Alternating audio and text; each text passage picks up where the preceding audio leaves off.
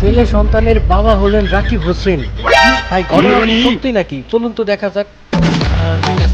আরে ভাই এটা তো এআই দিয়ে বানানো হয়েছে, এটা দেখা যাইতেছে ভাই। টাইটেল এমন ভাবে দিয়েছে ভাই, মানে কি বলবো, কিছু বলার নাই। দেখি কি বানাইছে।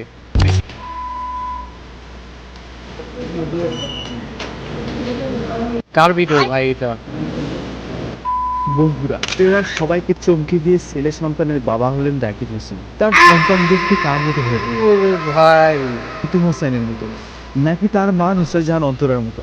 আবার কেউ কেউ বলতেছে তার ভাই দেখছেন ভাই, মানে কি বলবো, এমন ভাবে নিউজ করতেছে মনে হইতেছে একদম সত্যি। ভাই নিউজটা যে 100% ফেক আমি জানি, তারপরে মানে ভিডিওতে কি বলছে সেটা দেখার জন্য ভিডিওটা প্লে করছি।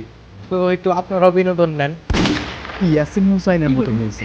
আসলে সত্যিটা কি জানতে হলে ভিডিওটি শেষ পর্যন্ত দেখুন। বন্ধুরা, রাকিব হোসাইন বর্তমান সময়ে বাংলাদেশের সব থেকে বড় একজন ইউটিউবার। ভাই রে ভাই, মানে টুইন বেবি লাগাই দিছে। বর্তমানে তার ইউটিউব চ্যানেলে সাবস্ক্রাইবারের সংখ্যা প্রায় 22 মিলিয়নেরও বেশি। অনেক দিন থেকেই গুঞ্জন শোনা যাচ্ছে নুসরাত জাহান অন্তর আপলোড। এটা তো রাকিব ভাইয়ের থাম্বনেল থেকে মানে ভিডিও স্ক্রিনশটটা নিছে।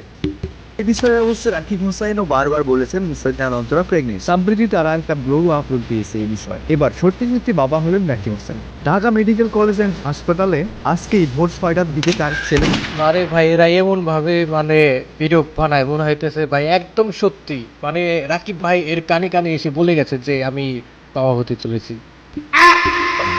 তার সন্তানটি দেখতে একদম রাকিব হোসেনের মতো হয়েছে। ইয়াসিন এবং মিথিলা সেই সন্তানকে দেখতে এসেছিল, কিন্তু রাকিব হোসেন তাদেরকে রুমে ঢুকতে দেয়নি। বন্ধুরা, এই বিষয়ে ভাই রে ভাই, মানে ইয়াসিন আর মিথিলা আসছে, তাদের তাকে বলছেন রুমে ঢুকতে দেয় না বা দেখতে দেয় না।